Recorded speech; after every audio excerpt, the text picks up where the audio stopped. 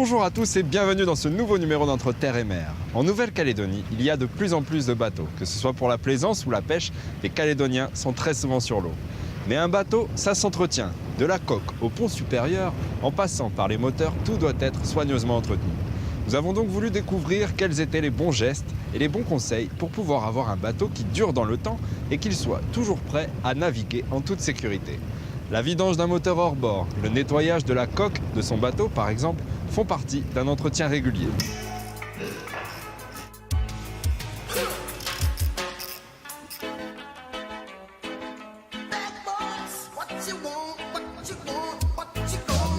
Voilà, une fois par an. Nous sommes allés à la rencontre de professionnels du secteur pour qu'ils nous expliquent et nous montrent les rudiments pour un bon entretien de son bateau. Voilà, d'accord? C'est réversible, regarde bien. Dans ce sens-là, tu dévisses. Quand tu tires comme ça, tu décales. Et dans ce sens-là, tu visses. Une fois que c'est fait, là, vous allez pouvoir changer votre filtre, d'accord? On nettoie la portée, le filtre neuf est là-bas. OK? Géraud? Oui. Bonjour, tu vas bien? Oui. Ouais. Du coup, on est venu te voir aujourd'hui là parce qu'on est en train de travailler actuellement sur l'entretien des bateaux. Et ça semblait évident qu'on passe chez vous pour en apprendre davantage. Et surtout, voir un peu comment les garçons font une vidange, changent les filtres, même ne serait-ce qu'une bougie, quoi. Donc, tu peux nous expliquer un peu comment ça se passe? Eh ben, il faut savoir que l'utilisation des moteurs en eau salée, comme on se retrouve ici, c'est une utilisation qui est quand même particulière parce qu'en fait, le fait d'avoir du sel dans les moteurs, ça fait qu'il y a besoin d'un entretien très régulier sur toutes les parties qui sont émergées, les parties qui sont émergées. Alors ça reste une motorisation, donc il y a de l'huile, il y a des bougies, il y a tout un système électronique qui va piloter le moteur. Mais les entretiens de base, ce sont des choses qui sont relativement accessibles aux moindres utilisateurs, aux premiers pêcheurs, aux plaisanciers. Donc les élèves ici apprennent en l'occurrence à faire les premières opérations d'entretien sur les moteurs. Et alors là, pour le coup, je vois les garçons qui sont en train de vider de l'huile. Ça consiste en quoi? Ils font une vidange? Alors ici, les élèves, donc Lucien et Alexis, sont en train de... Bonjour les gars. Sont en train de vidanger ce moteur-là, qui est un moteur de 100 chevaux 4 temps, parce que les moteurs 4 temps ont donc un réservoir d'huile. Okay. Et donc l'entretien de cette huile est fondamental parce que c'est ce qui permet au moteur de prolonger sa durée de vie. Donc les vidanges doivent être régulières tous les ans. Une fois par an? Une fois par an, tout à fait. Le changement du filtre aussi est quelque chose d'important. Voilà. Donc c'est le changement du filtre et vidange moteur, c'est la première opération à effectuer sur ce type d'engin. C'est comme sur une voiture, quoi. Oui, à partir voilà. d'un certain nombre d'heures, voilà, faut tout changer, quoi. Oui, à partir de ça, à partir d'1 an, même systématiquement, on ne se pose pas la question. C'est ce qui garantit le fonctionnement du moteur. Parce que le fait d'être en mer implique quand même un danger. C'est-à-dire que si le moteur tombe en panne et qu'on est en mer, c'est pas la même chose que si on tombe en panne au bord de la route. Donc l'ordre, c'est on ouvre le bouchon de remplissage, on vidange, on enlève le filtre à huile, on en remet un nouveau et on refait le remplissage. Alors préalablement, avant cette opération, ce qu'il faut avoir fait, c'est faire démarrer le moteur pour rendre l'huile plus liquide, pour que toute l'huile du moteur puisse se dégager. Okay. Vous le faites tourner combien de temps le moteur pour faire chauffer l'huile pour qu'elle soit plus liquide, Lucien? 15 minutes. Oui, 15 minutes, c'est ça. Un quart d'heure, 15 minutes. Donc ça, c'est la première opération, la vidange. Il faut savoir que la partie est hors de l'eau. Il y a une autre vidange qui est importante. L'embase. La vidange de l'embase, ici. Et ça... Celle-ci, c'est quoi? C'est celle qui alimente toute la rotation d'hélice, tout ça? C'est de l'huile qui sert à quoi, celle-ci? Ah ben alors en fait, c'est... De l'embase. L'embase est émergée, mais ici, vous avez le moteur qui transmet la puissance par un arme mécanique et en fait, on a un renvoi d'angle ici. Donc toute cette zone-là, c'est comme une boîte de vitesse. Okay. Cette boîte de vitesse, elle doit être constamment lubrifiée. Mais l'huile moteur est différente de l'huile d'embase. Il est très important de respecter les qualités de l'huile. Okay. La qualité de l'huile, c'est ce qui fait que votre moteur, il ne faut pas mégoter sur la qualité de l'huile. Votre moteur aura une longue vie si l'huile est de qualité et si elle est changée régulièrement.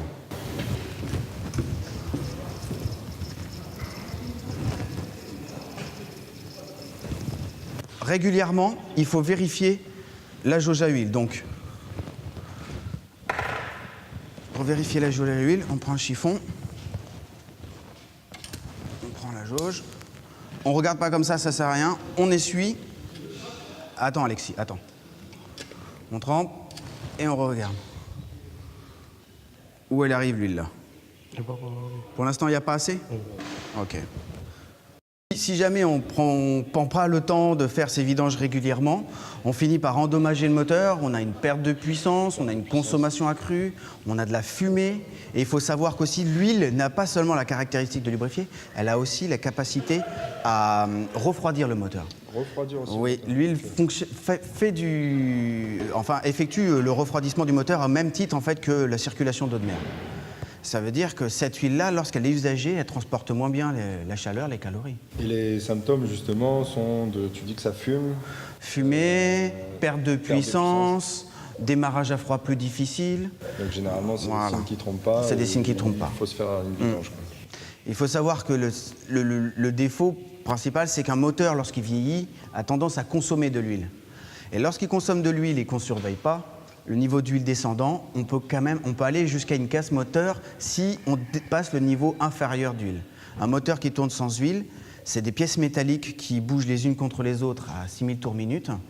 Et là, à ce moment-là, forcément, on a une dégradation et on casse. Géraud, on laisse les garçons terminer, réinstaller, remettre tout ça en forme. Et qu'est-ce qui se passe après, du coup?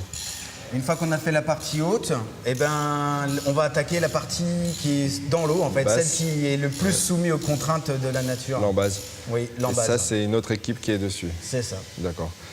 On va voir ça? Ok.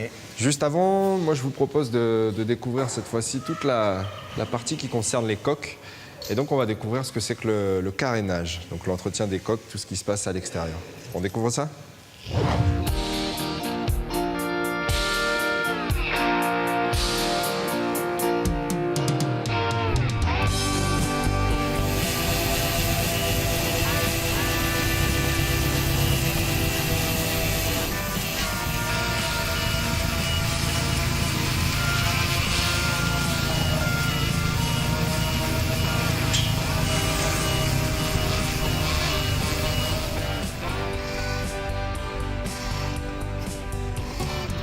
Alors déjà, quand un bateau sort, ce qui nous intéresse prioritairement, souvent quand on sort en bateau, c'est ce qui se passe en dessous. Parce que ce qui est au-dessus, déjà on peut le voir avant, on peut faire des travaux d'entretien sur son bateau à flot.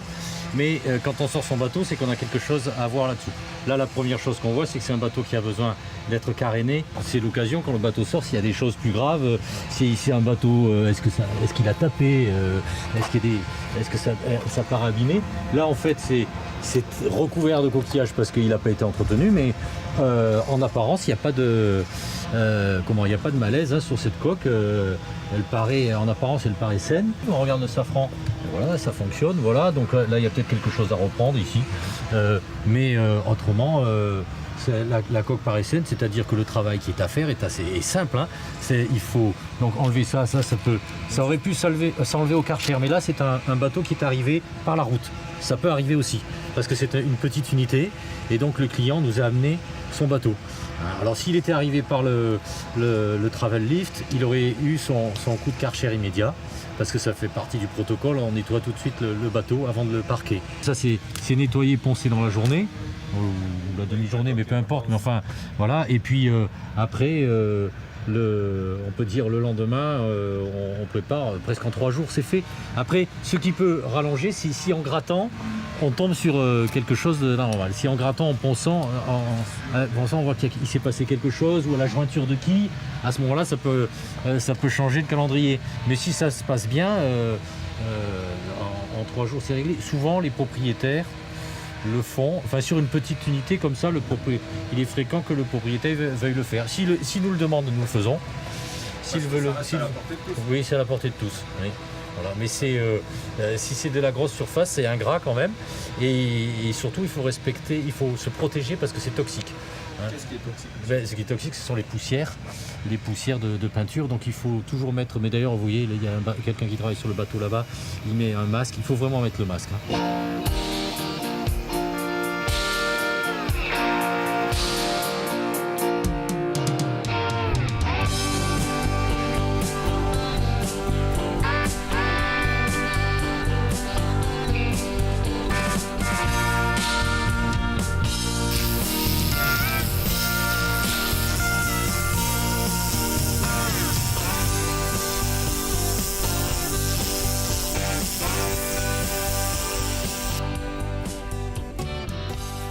fin de la première étape, sortie Karcher. On cale le bateau et après on passe ponçage, préparation de la carène, application anti-fouling. Donc ça, étape suivante, on voit après. Là, on est sur une phase d'entretien qui est à faire environ périodiquement tous les ans. Donc, surtout la grosse activité du chantier, c'est le carénage. On est en condition, le bateau est prêt, la surface a été poncée. Donc, on va commencer par délimiter les zones à peindre, c'est-à-dire, on appelle ça la ligne de flottaison. Donc, on va mettre du papier sur la partie à ne pas peindre.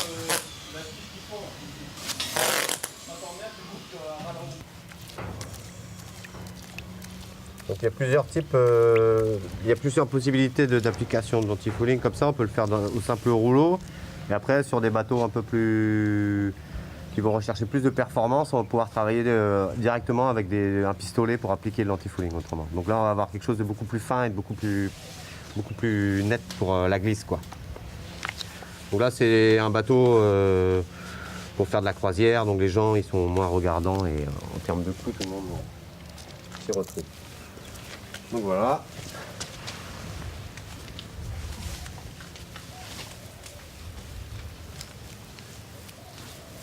Hop.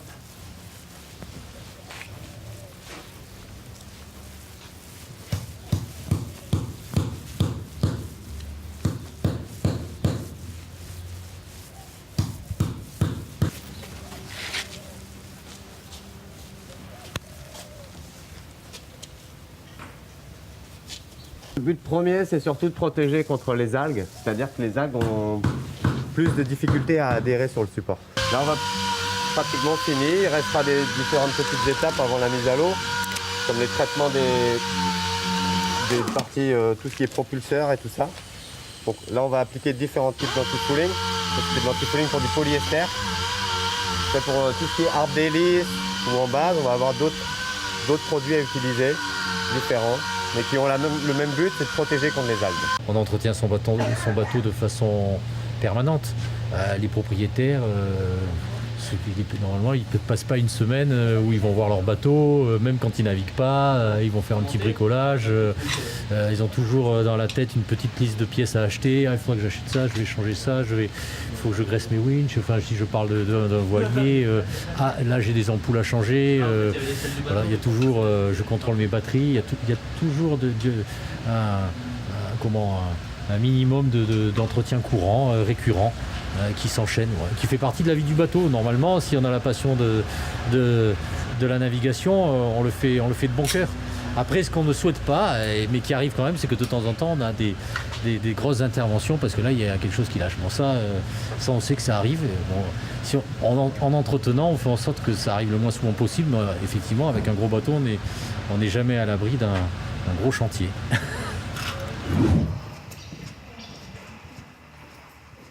Donc, seconde étape. Bonjour les garçons, ça va? Oui, ouais. Vous pouvez m'expliquer un peu ce que vous êtes en train de faire, vous, dans votre Maintenant, on enlève l'hélice Ok. pour graisser l'arbre. Vous allez graisser l'arbre? Ok. Parce que ça sert à quoi, pardon? Ah oui, le sel, il va venir dessus. Il attaque. L'aluminium, l'inox, l'eau de mer, le sel, la chaleur, c'est comme une pile. Donc le sel vient s'agglomérer Il aime ça, ouais. Et il adore ça.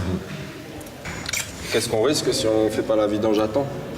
Voilà, tous les roulements vont chauffer, ils vont casser tout seul. Ouais, ça peut tout exploser. Donc ça, c'est quelque chose qu'il faut faire à peu près une fois par an, quoi. Voilà. Vérifier. Et c'est simple, c'est abordable à faire, c'est pas trop compliqué. Ouais. Toi, ça fait combien de temps que tu fais ça, que tu es en formation là, du coup, CAP? Depuis l'année dernière. C'est quoi, c'est ta deuxième année là? Oui. Qu'est-ce qui te plaît là-dedans? C'est plutôt la mécanique, vous touchez un peu à tout? Comment ça se passe? La mécanique. Ouais. Alors bon. Pardon. Voilà.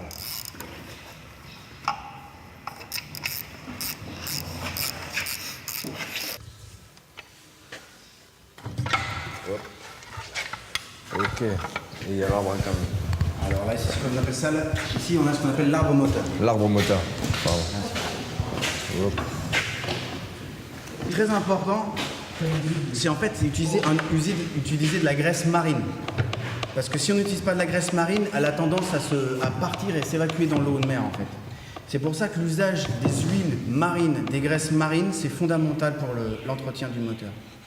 C'est vraiment, on insiste là-dessus, les élèves leur disent, il ne faut pas utiliser n'importe quelle huile, elles ont des caractéristiques, il ne faut pas utiliser n'importe quelle graisse, c'est important. C'est comme les graisses de remorque qu'il faut utiliser aussi, parce que j'ai oublié d'en parler tout à l'heure, il y a aussi des entretiens remorques. Ils vont tout le temps avec. Donc ces garçons-là sont en train de s'occuper de la partie de l'embase. Et donc, la vidange, quelque chose de très important, ils vont faire un remplissage. Et on a la deuxième partie la plus importante de l'embase, c'est la pompe à eau, qui se situe sous cette petite cloche, qui elle-même est entraînée par l'arbre-moteur. Et on a donc un autre groupe qui travaille dessus. Donc On va voir ça. Ok. voilà. Bon courage les gars. Donc là, on va voir la pompe à eau, c'est ça? Ce qui se passe Tout à là-dedans. fait. Avec Alan et Andrew. Salut les garçons. Voici Andrew et Alan. Enchanté. Donc là, vous travaillez sur quoi, vous? Pour le coup. Vous êtes en train de vérifier la pompe à eau.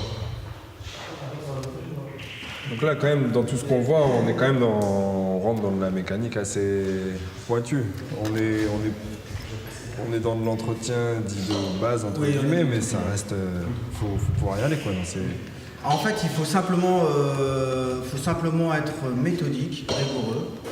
Et une fois qu'on l'a fait une première fois, on peut assurer son entretien.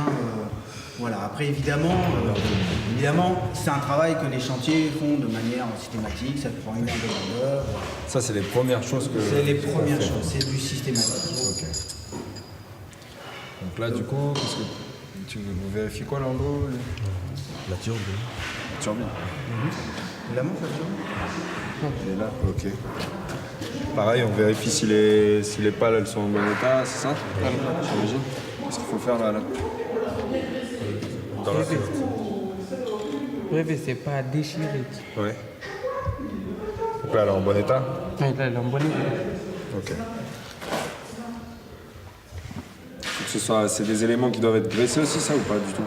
Ça doit rester sec. Lorsqu'elles sont vendues avec une petite fiole de lubrifiant. On a un petit lubrifiant. Mais il faut éviter de mettre de la graisse dessus. Ouais, faut pas que ce soit en contact.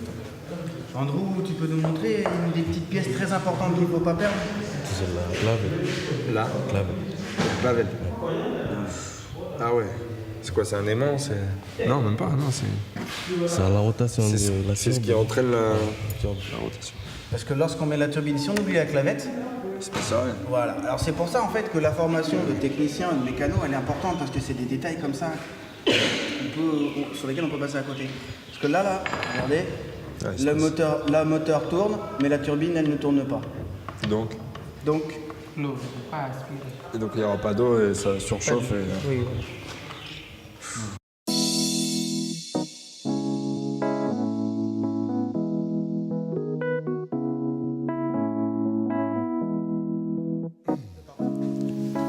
Pendant que les garçons sont chargés de remettre la pompe à eau, moi je vous propose de découvrir Marilyn qui, elle, est en train de briquer les ponts supérieurs. Tout un entretien, vérifier les inox, enfin on va voir ça.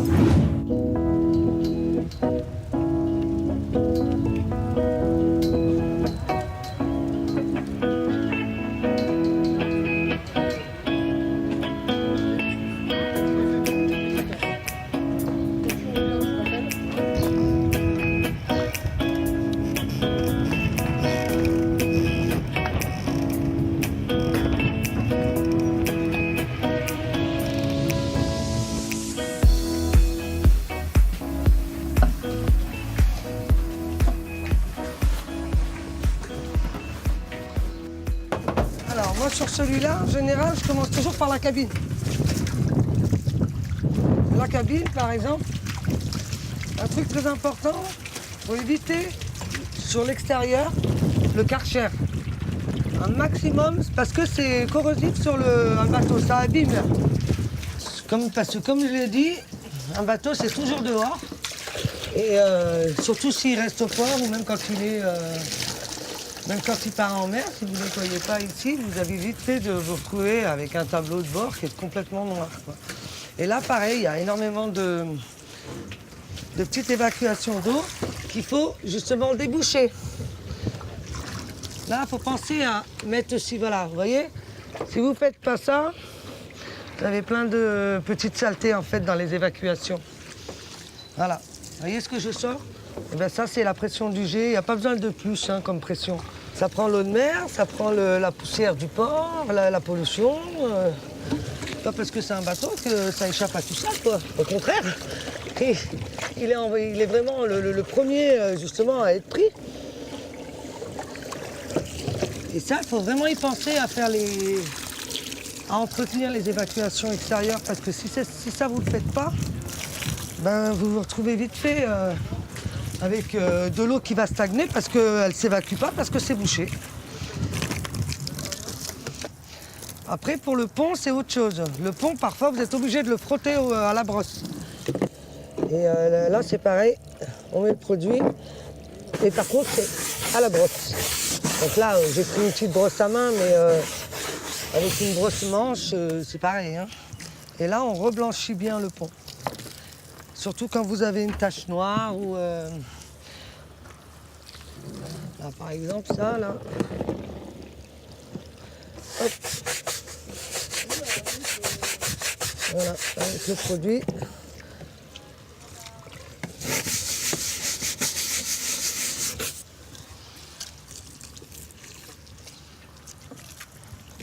Et la même chose en fait de partout.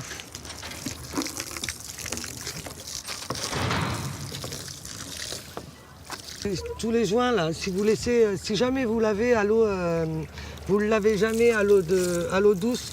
Les vitres pareil, donc par contre toujours avec une lavette ou le dos d'une éponge, mais jamais gratter une vitre et juste les passer à l'eau douce. Et si vous ne le faites pas, ben, le sel va les bouffer en fait. Le sel de l'eau de mer les bouffera. Même si vous dites que bah oui mais mon bateau je ne le sors pas. Mais on est quand même sur un port, il y a du vent, il y a de l'eau, il y a il va prendre quand même le sel, même s'il ne le sorte pas.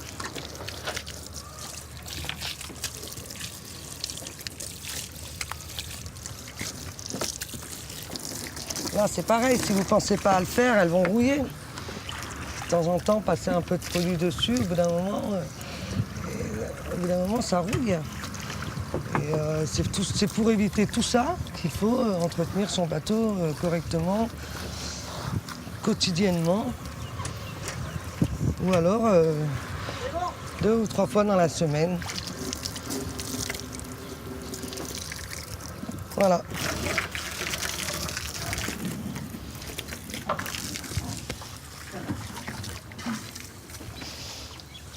L'important quand on nettoie son bateau, c'est surtout d'utiliser des produits non corrosifs pour le lagon. C'est primordial. Après, il faut vraiment que ce soit en cas exceptionnel parce que, en général, quand on utilise des produits comme ça, le bateau, c'est qu'il est sorti. Voilà, on le sort de la mer et il va se faire réparer, nettoyer correctement. Mais quand vous l'entretenez, vous, quotidiennement au port ou en mer, partez jamais avec des produits corrosifs. C'est la base d'un marin. Daniel.